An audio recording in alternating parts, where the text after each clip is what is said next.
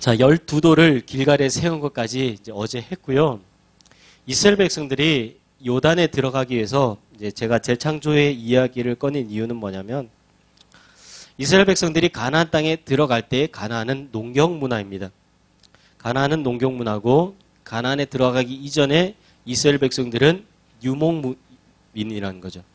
유목 문화를 가진 민족이 농경 문화를 가진 땅에 들어가서 이제는 더 이상 유목민으로 사는 삶이 아닌 농경민으로 사는 삶을 선택하고 그리고 그 삶의 변화된 환경 속에서 적응하고 그 안에서 하나님이 하실 일들을 신뢰하며 하나님을 따라가는 삶을 살아야 되는 상황에 처한 거예요.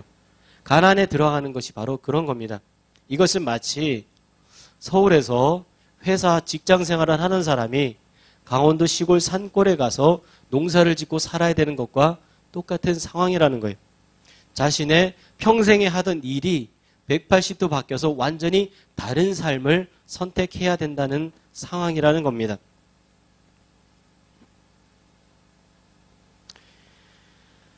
그럴 때 여러분 한번 상상을 해보세요. 여러분들이 만약에 이 자리에는 농사를 경험하신 분들도 또 혹은 현재 농사를 하고 계신 분들도 계시지만 내 평생 한 번도 농사를 지어보지 않았는데 갑자기 농사를 지어야 되는 상황이 된 거예요. 그러면 어떻게 해야 농사를 실패하지 않을 수 있을까요?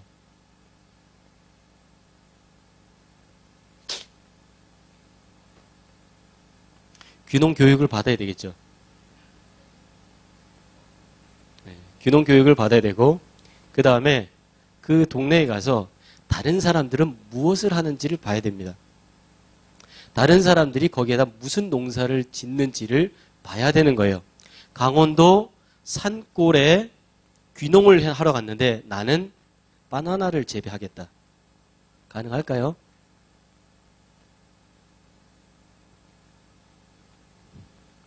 감사합니다. 가능할 것 같은 예를 제가 들은 것 같아요.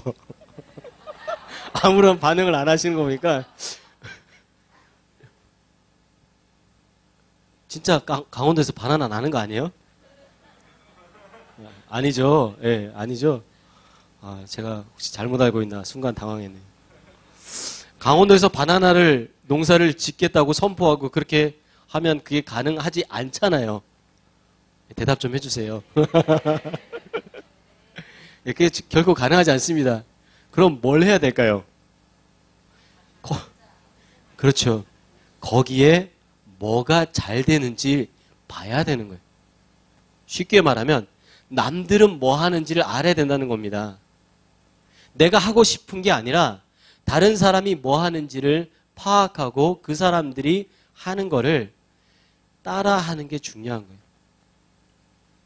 여러분 혹시 그 유기농 농사를 지으려면은 그냥 내가 약 안 치면 유기농 되지 않아요. 제가 좀 말이 조심스러운데 혹시 여기 유기농 전문가가 계실지 몰라서 제가 그 유기농 사과 농사를 짓기로 결정하고 고향에 돌아온 한 젊은 그 총각과 대화를 하면서 그 총각한테 들은 거예요. 출처를 분명하게 하기 위해서 알려드리는 겁니다. 그 총각이 지금은 총각이 아니겠네요. 제가 그 이야기를 들은 게 벌써 한 15년 전이니까 그분이 유기농 농사진데 이제 부모님이 농사를 짓고 계셨던 거예요. 근데 유기농 농사가 아니었던 거예요. 근데 이 이제 젊은 총각이 부모님을 이어받아서 정말 그 탁월한 그 영농 후계자가 되겠다. 그런 마음을 가지고 사과 농사를 하는데 그 유기농으로 전환을 하려고 하는 거예요. 그래서 유기농으로 전환을 하기 위해서 최소한의 유기농은 약을 안 치는 게 아니라 약을 적게 치는 게 유기농입니다. 한국 법상 그래요. 최소한의 약을 치면서 사과를 생산했어요. 그런데 약을 치다가 약을 안 치면 어떻게 되냐면 정말 형편없는 사과가 열립니다. 첫 해에. 그래서 그거를 샘플 이렇게 모형을 따가지고 이거를 그 한국의 그 유기농 그 농장을 관리하는 그 협회가 있대요. 그곳에 보내서 검사를 받아요. 이 검사를 3년 동안 받아야 되는 거예요. 그래서 3년 동안 이것이 인정되고 첫 해에 이 검사를 통과하고 그 다음 해에도 통과하고 그 다음 해에도 통과해야 그 다음 해에 이거는 유기농이 맞다라고 인정을 받는 거예요. 자, 그러면 했는데 사과 상품이 좋을 리가 없죠. 다 버리는 거예요. 그 다음에도 버리고 그 다음에도 버리고 그 다음에 유기농 인정을 받았는데 별로 사 먹고 싶지 않게 생긴, 안 이뻐요 실제로. 근데 중요한 건 거기다가 유기농 마크가 붙는다는 거예요. 그 전까지는 안 붙어요. 그래서 팔 수가 없어. 약친 거랑 비교하면 너무 맛 없게 생긴 거예요. 근데 유기농 마크가 붙는 순간 맛없게 생겼는데 완전 잘 팔리는 거예요. 이 얘기를 한 이유는 농사를 잘 짓기 위해서는 다른 사람들이 어떻게 하는지를 잘 봐야 된다는 겁니다. 자, 다시 이스라엘 백성 돌아올게요. 유목민이었어요. 가나안 땅에 들어가면 농사를 지어야 됩니다. 그러면 가나안에 들어와서 농사를 짓고 살기 위해서는 누구를 봐야 됩니까? 원래 거기 살던 사람들. 그 사람들이 농사를 어떻게 짓는지를 봐야 되는 거예요. 근데 그 사람들이 농사를 어떻게 지었는가? 제가 어제 바알 얘기할 때 간단하게 설명드렸죠. 그 사람들이 농사를 잘 짓는 비법은 뭐예요? 바알의 제사를 잘하는 겁니다. 그리고 바알 제사는요, 굉장히 성적으로 문란한 제사를 드리는 거예요. 근데 그렇게 해야 농사가 잘 되는 겁니다. 우리가 오늘날, 우리는 2016년에 살잖아요. 오늘날의 관점에서 그건 너무나 웃긴 거예요. 우리는 왜 비가 오는지를 배웠죠. 알고 있죠. 그걸 과학적으로 알고 있는데 3,500년 전, 3,400년 전에는 바알에게 제사를 잘 지내는 것이 한 해의 농사를 잘 짓는 아주 탁월한, 놀라운, 비밀한 그런 비법이라는 거예요. 그 비법을 배워야만 했다는 겁니다. 이스라엘 백성들이. 왜냐하면 만나가 그쳤어요. 더 이상 하나님이 공급해주지 않습니다. 그래서 자신들이 땀 흘리고 수고해서 먹고 살아야 되는 거예요.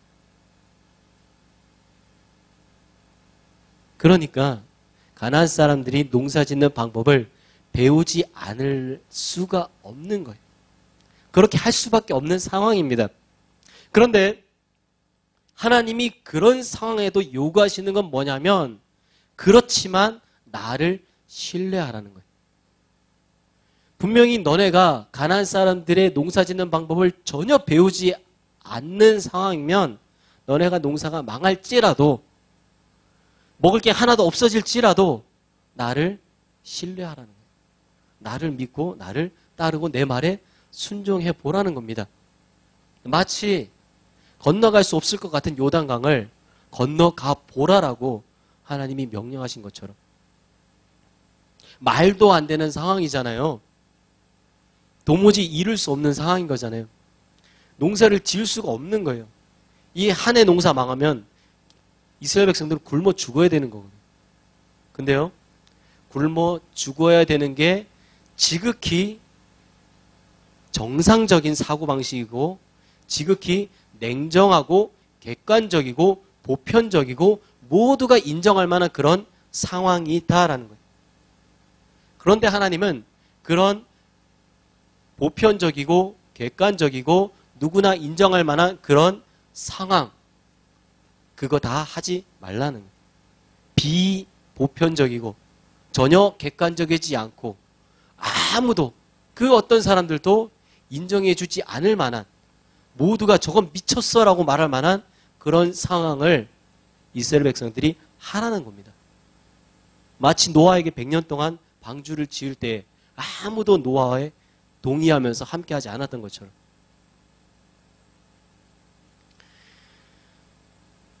그 일을 이스라엘 백성들이 해야 되는 거예요. 가나안에 들어가서. 이것이 바로 이스라엘 백성들이 재창조되는 그런 시간이었던 거예요.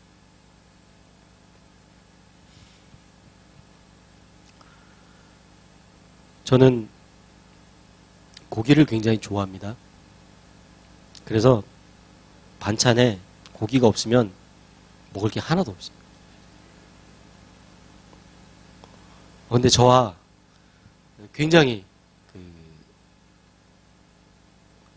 동일한 그런 식성을 가진 자매님을 만났어요. TBS 와서. 아비가일.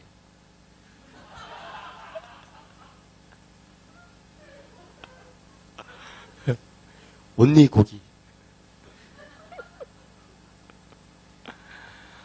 저는 상추를 먹게 된 게 군대 가서 맞으면서 이렇게 상추를 먹게 됐어요. 안 먹으면 맞으니까 어쩔 수 없이. 깻잎도 고기를 먹을 때는 고기만 먹어야 되는 거예요. 부정한 야채를 그 정결한 고기에 쌀 수가 없는 거죠.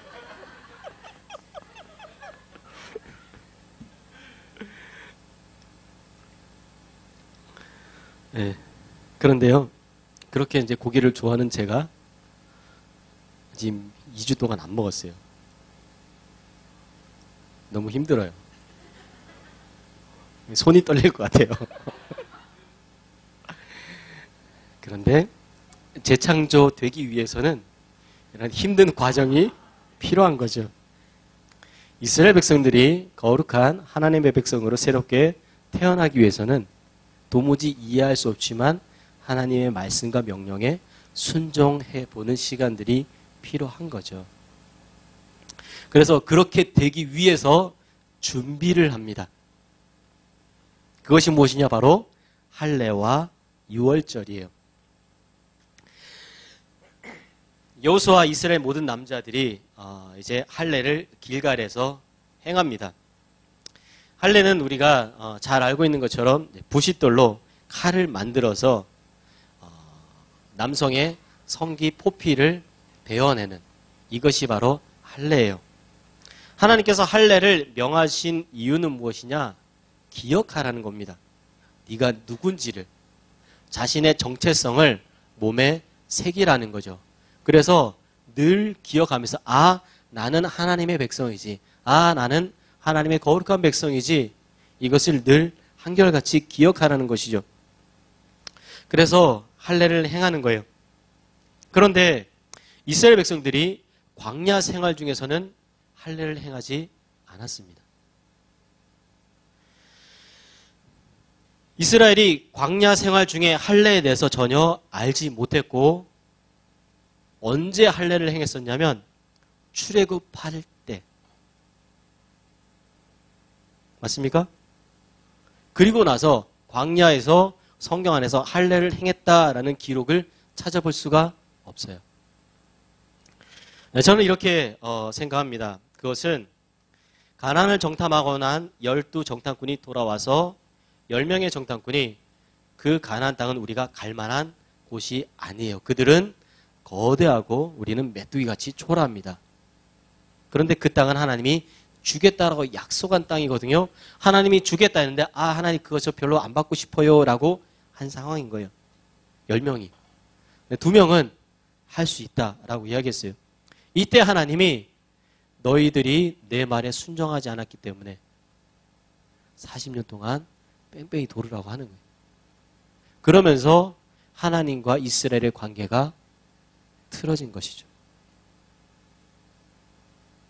깨어졌다가 아니라 잠시 분리된 상황이 있었던 거예요. 그래서 할례를 행하지 않았고 유월절도 마찬가지입니다. 광야 생활 40년 안에 유월절 절기를 지켰다는 기록이 성경 안에는 나오지 않습니다. 그럴 때 이제 요단강을 건넜어요. 이스라엘 백성들이 요단강을 건넜습니다. 근데 하나님께서 할례를 행하고 유월절 절기를 지키게끔 하시는 거예요. 이것은 뭐냐면 관계 회복의 시간이 찾아온 것입니다. 이스라엘 백성들과 하나님과의 관계가 다시 한번 제대로, 그 전에 관계가 완전히 끊어지거나 깨어졌다가 아니라 그 전에 약간 틀어져 있었던 관계가 다시 완전히 온전하게 되는 그런 기회가 찾아왔다는 것이죠. 불순종했었던 그런 10명의 정탐꾼, 또 그들과 함께 동조해서 함께 갈 수 없는 그런 분위기를 만들어냈었던 이스라엘 백성들 안에서 불순종하였기 때문에 하나님께서 훈련의 기간으로 40년을 허락하신 그 시기, 그러면서 관계가 틀어졌었던 그 관계 회복의 순간이 다시 온 거죠. 여기서 선택의 기회가 온 것입니다. 이제 불순종해서 비참한 종말을 향해 갈 것이냐, 아니면 순종해서 하나님 약속하신 약속의 땅을 차지하게 될 것이냐. 하나님과의 관계가 회복된다는 것은 하나님으로부터 오는 명령과 말씀에 순종하여 그 순종을 통한 축복을 누릴 수 있는 기회가 주어지는 것입니다. 할례가 무슨 특별한 대단한 능력이 있는 것은 아닌 거죠. 할례를 행한다는 그 자체가, 그 의식이 갑자기 그 할례를 행하면 없던 몸이 막 몸에서 이렇게 막 변화가 일어나서 근육이 막 생겨나가고 그런 건 아니잖아요. 그냥 할례는 하나님이 나의 하나님이라는 것을 기억하게 해주고, 또 이런 관계 회복을 통해서 하나님 말씀에 순종하는 그 자리로 자신을 다시 나아가게 하는 것이죠. 그런데 여러분, 만약에 이스라엘 백성들이 이렇게 모든 백성이 하나님 앞에서 할례를 행했을 때 적들이 쳐들어왔다면 어떻게 됐을까요? 다 죽어요. 어떻게 그렇게 잘 아십니까?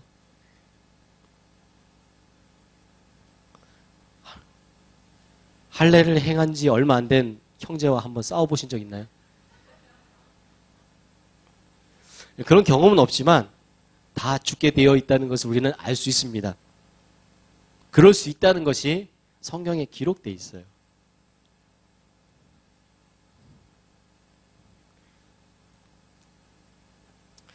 창세기 34장에 보면 야곱의 딸이 나옵니다. 디나라는 이름을 가진 아름다운 한 여성 자매. 디나가 여동생이 있었는지 언니가 있었는지 성경은 말하고 있진 않아요. 근데 확실한 건 디나에게는 12오빠들이 있었습니다. 12오빠들일 수도 있고 12명의 오빠이기도 하고 남동생이기도 할 수 있는, 정확하게 모르겠지만 어쨌든 12명의 남자 형제들이 있었어요. 그런데 우리가 잘 알고 있는 사건이죠. 디나가 강간을 당합니다. 디나가 강간을 당하는데, 강간을 당했을 때에 디나를 강간한 그 형제가, 그놈이 이제 세겜이란 놈이죠. 그놈과 그의 아버지가 이렇게 찾아와서 야곱에게 당신과 우리가 사위를 맺자. 우리 아들과 당신의 딸을 결혼시키자. 그래서 이 지역에서 우리가 함께 잘 살아가자. 서로가 서로에게 정말 미안하다. 이런 얘기하면서 서로 관계 회복에 대한 그런 이야기를 하는 거예요. 그럴 때 당신네들이 다 할례를 행하고 하나님을 믿고 그러면 그렇게 하겠다. 그래서 이 둘만 할례를 행한 것이 아니라 모든 집안, 그때는 씨족 중심의 부족 국가거든요. 그래서 다 핏줄인 거예요. 그래서 그 마을 모든 남자들이 다 할례를 행한 거예요. 그리고 그때를 틈타서 12아들, 그 중에 단 둘이 시므온과 레위가 가서 모조리 다 죽여버린 거예요. 세겜의 그 족속들이, 남자들이 몇 명이나 있었는지 정확히 알 수는 없지만 2명이 가서 그들을 몰살시킬 정도로 할례는 형제들의 전투력을 굉장히 약하게 만드는 그런 위험한 상황 가운데 있다는 것을 알 수 있는 거예요. 요단강을 건넌 이스라엘 백성들이요, 할례를 행했어요. 만약에 이때 적들이 쳐들어왔다면 이스라엘 백성들은 다 죽었겠죠. 근데 하나님은 이스라엘 백성들을 보호해 주셨어요. 그때 적이 쳐들어오지 않도록. 할례가 뭐 특별한 능력이 있거나 그런 것은 아닙니다. 그냥 하나님을 기억하는 거예요. 그렇지만 하나님을 기억하고 기념하고 하나님과 관계 회복을 위해서 다시 한번 내 삶의 일부분, 어떤 특정 기간을 하나님 앞에서 온전하게 내어드리는 그런 계기로 삼을 수도 있겠죠. 그때에 하나님이 이스라엘 백성들을 보호하신다는 겁니다. 동일하게 하나님께서 우리 삶을 보호하신다는 거죠. 그리고 할례를 행하고 나서 유월절을 보냅니다. 무교병과 볶은 곡식을 먹으면서 유월절을 보내는데, 그리고 나서 그 다음날 만나가 그칩니다. 만나가 그친다는 것은 이제는 하나님께서 더 이상 공급하지 않겠다라는 의미도 있는 거예요. 그렇게 생각하면 굉장히 가슴 아프죠? 아닙니까? 이제 더 이상 만나가 오지 않는데. 그렇지만 우리가 여기서 알 수 있는 건 하나님이 만나를 공급하지 않는다는 것은 더 이상 너희들을 먹이지 않겠다가 아니에요. 그 땅에서 너희를 먹이겠다는 겁니다. 이제는 그 땅에서 너희들이 흘리는 땀과 수고를 가지고 국가로서 한 민족으로서 살아가는 삶을 살아갈 때 그 땅의 소산을 통해서 내가 너희들을 먹이겠다라는 하나님의 새로운 보호와 새로운 공급의 결심인 것이죠. 이것이 바로 만나의 끊어짐을 통해서 알 수 있다는 겁니다.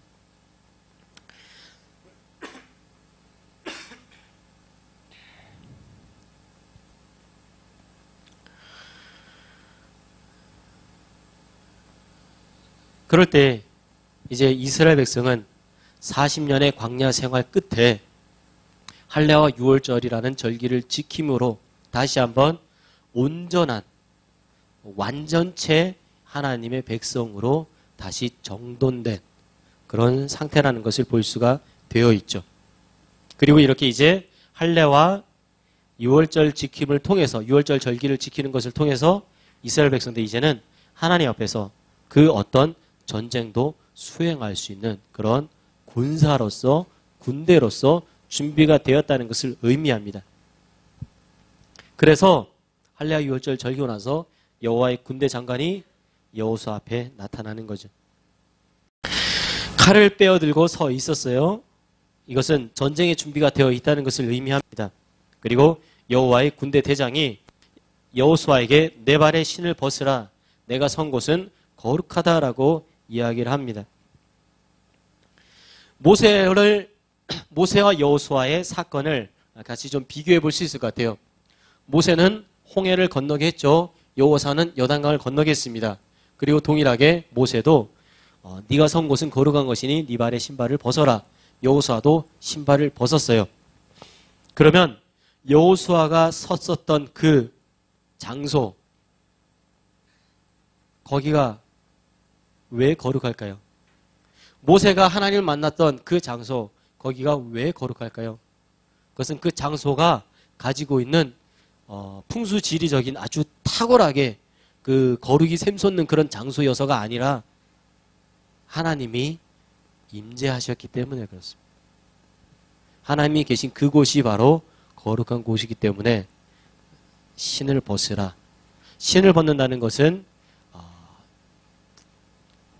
애굽에서는 노예들은 신을 벗었어요. 종들이 신을 신지 않았습니다. 그래서 신을 벗는다는 것은 내가 당신의 종입니다라는 것을 상징적으로 의미하는 행위인 거죠. 주인 앞에서 종이 주인이 말씀하시는 그 무슨 명령도 내가 따르고 지키겠다라는 그런 마음가짐으로 신을 벗을 수가 있는 거죠. 그럴 때에 좀 다른 건 뭐냐면 모세에게는 하나님이 이스라엘 백성을 내가 이렇게 구원하겠다라고 아주 친절하게 말씀해 주세요. 바로를 만나면 무슨 말을 하고 어떻게 하고 지팡이를 던지면 뭐가 되고 바닥에 모래를 뭐 뿌리면 어떻게 되고 그런 걸 아주 디테일하고 자세하게 모세에게 말씀해 주십니다. 근데 모세가 그 말을 다 듣고 나 못해요. 나는 말을 잘 못해요. 그랬더니 하나님이 네 형 아론이 있지 않냐? 아론과 같이 가라. 아론은 말 엄청 잘한다. 왜냐하면 내가 아론 말 잘하게 만들어 놨거든. 그래서 아론 붙여주는 거예요. 그래서 굉장히 디테일하게 하나님이 이스라엘의 구원 계획에 대해서 모세에게 말씀하셨어요. 근데 여호수아에게는 아무 말씀 안 하십니다. 왜 그럴까요?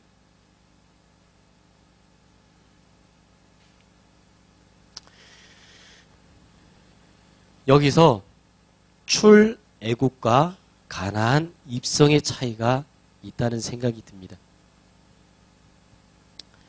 여호수아에게 아무 말씀하지 않으신 것은 이제는 하나님이 가장 앞장서서 행하시겠다는 거예요. 나를 따르라. 그때그때 내가 말하겠다.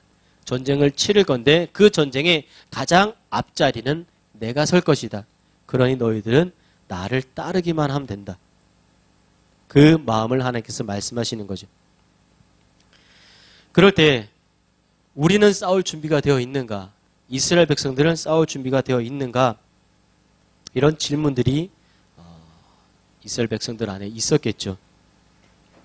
그런데 하나님께서 여호수아 가운데 칼을 빼든 군대 장관의 모습을 보여주시면서 이제 전쟁이 곧 시작될 것이니 따르라. 나는 준비가 다 되어 있다. 너희들이 내 말에 따르고 순종하기만 된다.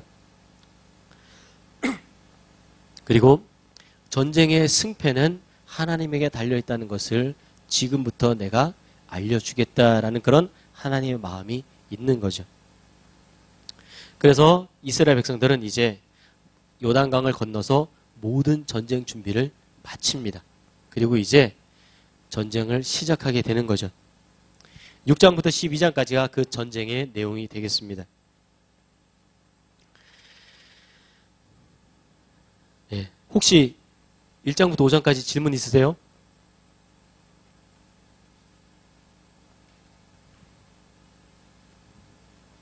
네, 6장에 가면 이제 여리고 전쟁이 나와요.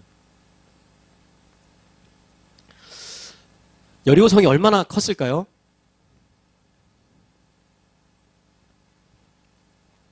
얼마나 컸을까요?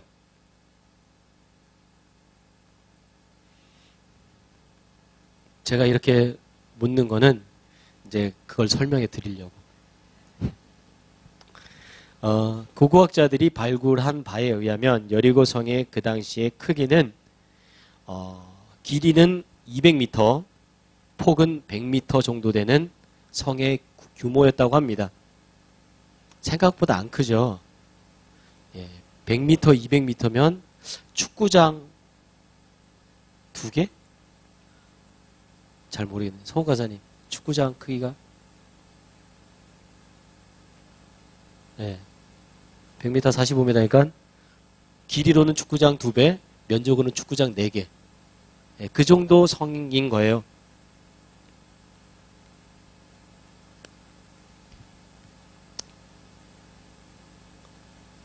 성이 이렇게 직사각형은 아니지만 상상을 해서 한번 그려보겠습니다.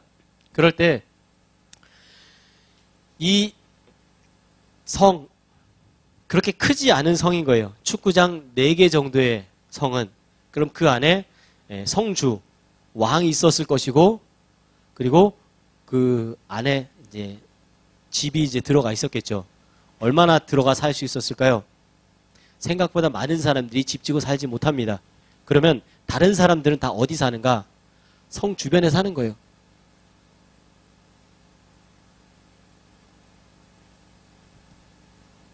성 주변에 살고 있는데 이스라엘 백성들이 가나안을 성을 함락시키기 위해서 왔을 때는 성 주변에 살고 있는 사람들에 대해서 성경은 말하지 않습니다. 뭐냐면 그 당시에 전쟁은 뭐냐면 성이 있고 그 주변에 사람들이 살고 있고 이 사람들이 성 안을 들고 나면서 이 안에서 여러 가지 많은 물물 교환 행위들 이런 것들을 하는 거예요. 그래서 그럴 때 이 성문 입구 이 주변이 주로 시장이 형성되는 그런 장소가 됩니다. 그리고 시간이 되면은 성문이 열렸다가 또 밤이 늦어지면 성문이 닫히는 거예요. 성 밖에 사는 사람들은 자기 집으로 각자 돌아가서 밖에서 사는 거예요. 그런데 전쟁이 일어나 적이 쳐들어온다 그러면 밖에 있는 사람들이 다 성 안으로 들어오는 겁니다. 다 들어올 때 중요한 귀중품을 챙겨서 오는 거예요. 3,500년 전에 귀중품은 뭘까요? 밥이죠, 밥. 먹을 거. 먹을 거 챙겨서 오는 겁니다. 왜냐하면 전쟁이 언제 끝날지 모르는데 기다려야 되는 거예요. 자기 먹을 거는 자기가 해결해야 되는 겁니다. 그래도 먹을 게 정 없으면 성주가 가지고 부자니까 성주가 먹을 거 조금씩 배급해 줄 수도 있는 거예요. 왜냐하면 니네는 다 내 백성들이니까. 그러다가 그것마저 떨어지면은 이제는 먹을 게 없으니까 오늘은 니네 아들, 내일은 우리 아들 이렇게 되는 거예요. 그리고 저기 쳐들어오면은 이제 밖에 있던 사람들은 다 성 안으로 들어갔어요. 그럼 이제는 이 성을 적들이 에워쌉니다.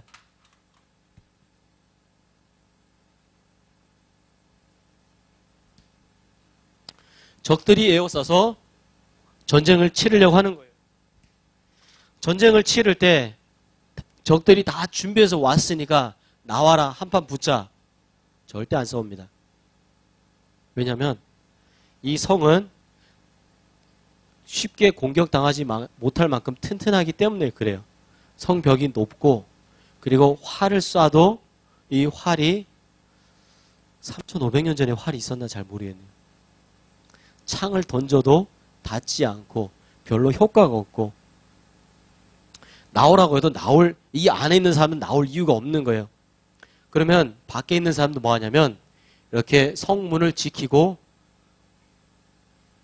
그때부터 캠핑하는 거예요. 기다리는 겁니다. 뭘 기다리느냐? 우리 식량이 먼저 떨어지냐, 니네 식량이 먼저 떨어지냐를 기다리는 거예요. 그러다가 밖에 있는 군대가 식량이 먼저 떨어지면 어떻게 돼요?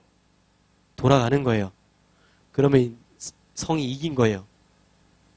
그리고 안에 있는 식량이 먼저 떨어지면 안에 있는 사람들이 항복을 하거나 굶어 죽나 나가서 싸우다 죽나 한번 싸워보자. 그리고 그때 나오는 겁니다. 자, 이스라엘 백성들이 여리고 성에 왔어요. 그럼 뭐 했을까요?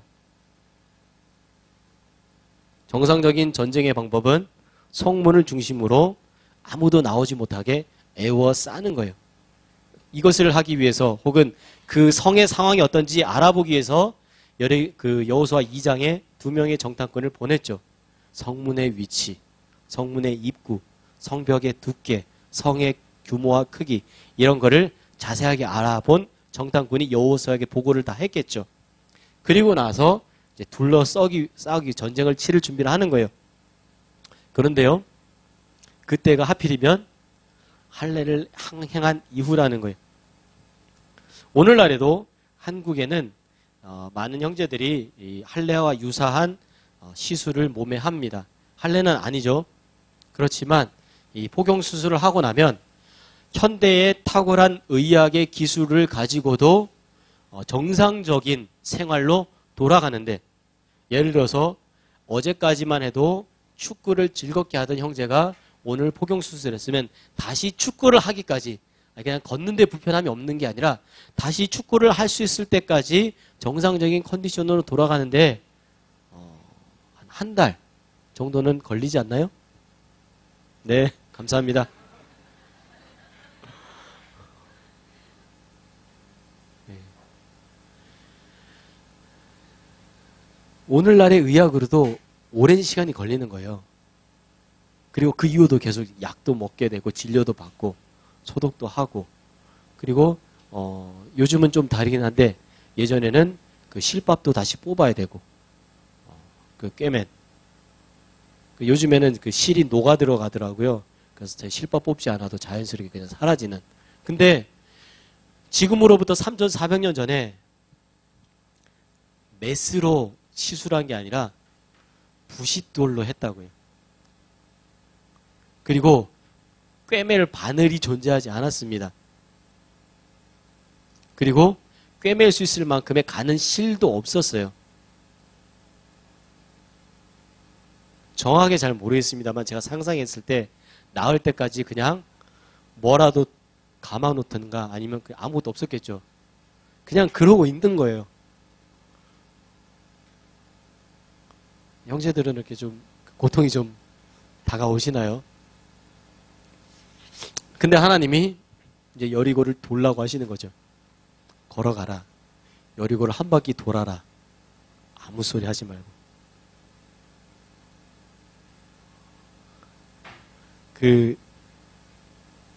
포경수술하고 나면은 병원에서 종이컵 같은 거 주거든요. 최소한의 접촉을 최대한 피하기 위해서. 종이컵이 없었겠죠. 걷는데 굉장히 힘들었겠죠. 가만히 있어도 신음이 나오는데 걸으라는 거 얼마나 고통스럽고 힘들었을까요? 물론 오래 걸리진 않았을 겁니다. 200m, 100m니까 천천히 산세 가듯이 걸어도 한 2, 30분이면 돼요. 근데 2, 30분 쉽지 않은 그런 시간이었을 거예요. 신음소리 내지 말라 말씀하시면서 매일 힘들게 한 바퀴 돌고 왔단 말이죠. 형제들이. 자매들은 안 갔어요. 왜냐하면 자매들은 군인으로 뽑히지 않았습니다. 군인만 전쟁에 참여하는 거예요. 200만 명 중에 60만 명이 남자이고 전쟁에 나갈 수 있을 만한 사람들인 거예요. 이 사람들이 이걸 도른 거죠. 한 바퀴. 그리고 다음날 또 나오라는 거예요. 또 돌아. 그 다음날 또 나오. 또 돌고. 그 다음날 또 나오. 그래서 7번째 되는 날 7번 도는데 한 20분 걸렸겠죠. 한 2, 30분. 그러면 7바퀴 돌려면 한 지사봉 하는 만큼 걸렸을 것 같아요. 시간이. 한 2시간 가까운 시간을 이제 꾹꾹 2시간? 예, 20분 생각하면 140분, 2시간 20분, 30분 계산하면은 350분. 2시간 30분에서 한 4시간 가까운 그 시간을 도른 거죠. 얼마나 힘들고 지쳤을까요? 고통을 계속 참아야 되는 거예요. 그리고 나서 하나님이 이제 함성을 크게 소리내서 외쳐라 라고 할 때 군인들이 멋있게 줄 서서 적들에게 강력하게 우리가 이렇게 강력하다라는 것을 보여주기 위해서 크게 소리를 지는 게 아니라 그동안 이제 참아왔던 그 고통과 신음, 내지 못하고 꾹꾹 눌러왔던 그 신음소리가 터져 나오는 거죠. 하나님이 왜 그렇게 하셨는가? 너희가 무너뜨리는 거 아니다라는 것을 알려주기 위한 거예요. 그렇게 했더니 무슨 일이 났어요? 여리고성이 무너졌죠.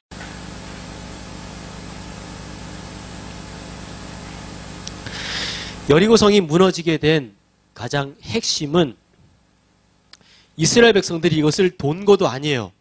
돌아서 무너진 게 아닙니다. 여리고성이 군인들이 와서 한 바퀴씩 돌면은 무너질 정도로 연약한 성이 아니에요. 그 당시에 여리고성의 규모는 가나안에 있는 성 규모의 중간 성 정도 되는 규모예요. 아주 큰 성도 있지만 가나안은 그래도 중간 성이고 요단을 건넜을 때 가장 처음 만나는 성이고 나름 군사력이 꽤 괜찮은, 심지어 정탐꾼이 왔다 갔을 때도 싸울 준비를 하고 있는, 이스라엘 백성들 중에 전쟁에 참여할 수 있는 수를 계수했을 때에 60만 명이라는 숫자가 나오잖아요. 60만 명이 쳐들어왔을 때 그래 까짓 거 한번 싸워보지, 그 정도 다짐할 수 있는 성이라는 거죠. 그럴 때 돌아서 무너진 게 아니라는 거예요. 그 정도로 성이 약하지 않습니다. 그리고 이스라엘 백성들이 한 바퀴 돌 때 어떻게 보였을까요? 성 위에서 그들을 바라보는 모습은 창 들고 방패 들고 칼 들고 줄 맞춰서 군인들이 착착착 멋있게 행진하면서 우리의 군사력은 적어도 이 정도 된다라는 것을 보여주는 그런 모습이 아니잖아요. 정말 어기적 신음소리 내지 못하고 얼굴에 이제 오만상 찌푸려가면서 힘들게 그 도는 모습 여리고 사람들이 보면서 뭐야 쟤네? 이런 생각 들었겠죠. 그리고 그게 성 마을 안에 전체 보고가 되고 쟤네들 지금 이상한 짓 하고 있는 미쳤나 보네. 지금 쟤네 보니까 지금 제정신이 아니고 상태도 지금 정상적인 상태가 아닌데 이상하게 생각이 들었겠죠. 도무지 저게 무슨 상황인가 이해할 수 없는. 혹시 황산벌이라는 영화 보신 적 있으세요? 거기에 보면 그 암호 해독을 하죠. 암호 해독을 하기 위한데 그 신라와 백제가 싸우는 거잖아요. 황산벌이. 그럴 때 신라의 언어는 신라어, 경상도, 백제의 언어는 전라도, 충청도, 전라도, 충청도와 어쨌든 전라도 같죠. 그 백제가 그 부여까지 이렇게 하니까 충청도와 전라도 다 포함하는. 어쨌든 그 거기에 보면은 암호 해독을 하는데 그 거시기라는 단어를 해독을 해야 되는 거예요. 거시기가 해독이 안 돼서 신라는 미칠 것 같은 거예요. 도대체 거시기라는 걸 쓰는데 그게 새로운 무기인가? 아니면 거시기는 뭐 특별한 전술인가? 신라는 미칠 것 같은 거예요. 그런 것처럼 이스라엘 백성들이 또 이렇게 한 바퀴 돌고 가는데 여리고 사람들이 미치겠죠. 쟤네 와서 저기 뭐 하는 거지? 혹시 우리를 끌어내기 위해서 뭐 유인하는 건가? 우리가 나가면 그때 쳐들어오려고 준비하고 매복하고 있는 건가? 별의별 생각이 다 들었겠죠. 이스라엘 백성들은요, 돌면서 무슨 생각 들었을까요? 이거 돌면 하나님이 이거 무너지게 해주신대. 그런 말 들었을까요? 아니요.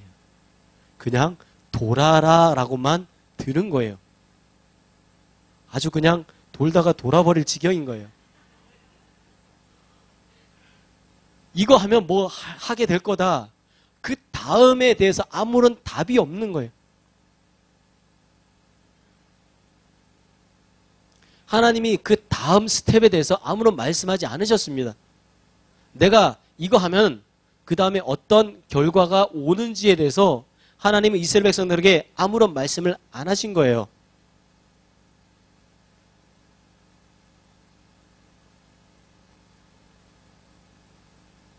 그러니 미칠 것 같은 거예요.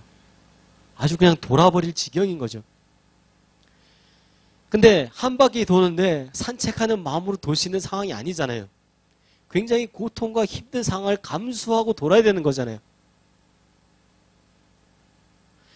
여러분 가끔 하나님이 말도 안 되는 그런 상황과 환경 가운데 우리를 처하게 하실 수 있잖아요. 왜 하나님 저에게 이런 일을 하라고 하십니까? 이거 하고 나면 그 다음 어떻게 됩니까?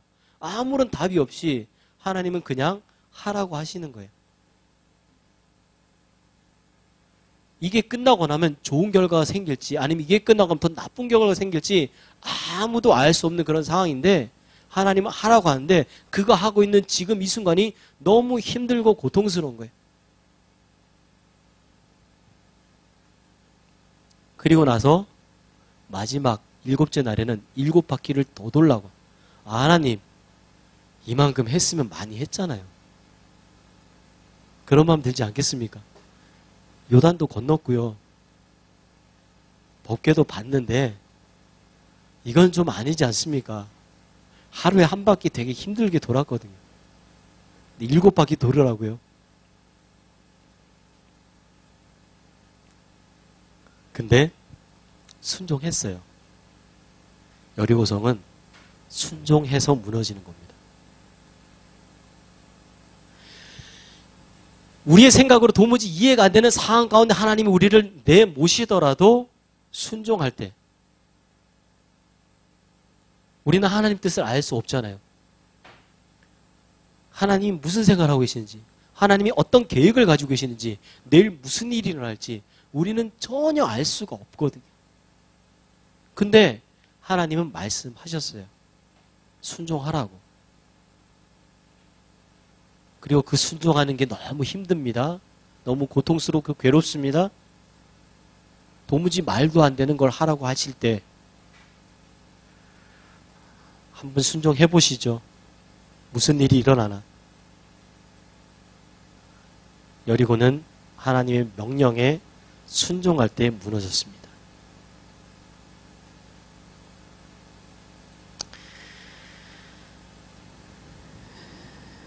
그리고 여리고가 명령 무너지고 나서 여호수아가 명령합니다. 라합과 그의 집에 동거하는 자는 모두 살려주라. 여호수아가 왜 그렇게 명령합니까? 약속했기 때문에. 조금 더 무거운 단어로 설명하면 언약했기 때문에. 하나님은 약속을 지키는 분이시죠. 동일하게 이스라엘 백성들도 약속 지키는 겁니다. 라합과 한 그 약속. 그리고 여호수아가 또 명령합니다. 여리고를 여호와께 온전히 바쳐라. 너희는 아무것도 취하지 말라. 아깝지 않습니까? 힘들게 이 악물고 7일 동안 6바퀴 돌고 7바퀴 돌고 함성 질렀는데 하나님이 무너뜨려 주셨으면 여리고와 성 안에 좋은 거 많이 있는데 금도 있고 은도 있고 소도 있고 돼지는 먹으면 안 되니까. 돼지는 좋은 게 아니죠. 좋은 것들 많이 있는데 그거 좀 가지면 안 되는지. 근데 하나님이 안 된다라고 말씀하시는 거예요. 도무지 이해가 안 되는 거죠. 왜 이 좋은 거 이거 다 왜 버려야 되고 없애야 되고 죽여야 되고 다 태워야 되는지. 하나님 이거 너무 아깝지 않습니까? 너무 아깝지 않습니까? 제 젊음 너무 아깝지 않습니까? 제 학력 너무 아깝지 않습니까? 제 삶의 경험 너무 아깝지 않습니까? 근데 저보고 그거 하라고요?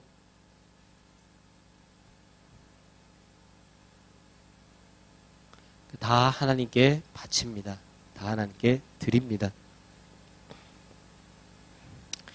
네, 그리고 여리고성을 다시 재건하면은 6장 26절에 여호수아가 그때 맹세하게 하여 이르되 누구든지 일어나서 이 여리고성을 건축하는 자는 여호와 앞에서 저주를 받을 것이라.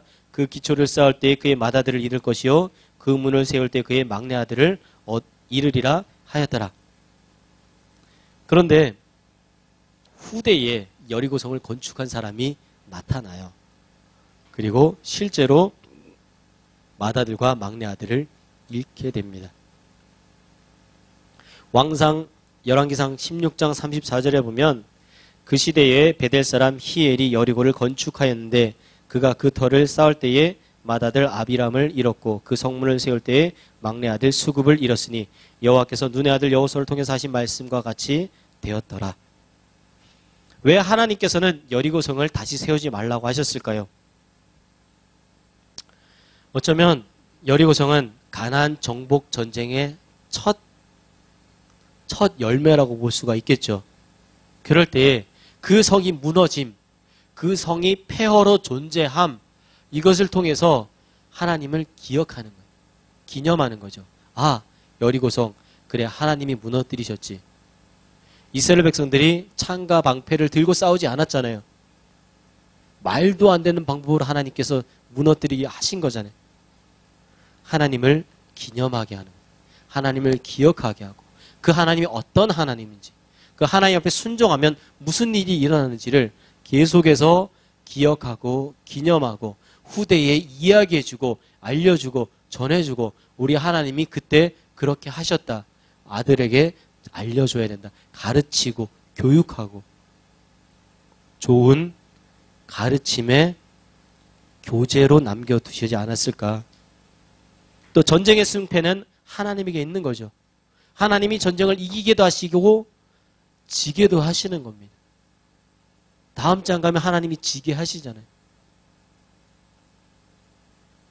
하나님 내 편이니까 우리 하나님이니까, 나의 하나님이니까 나는 무조건 잘 돼야 되는 거 아닙니까? 아니요.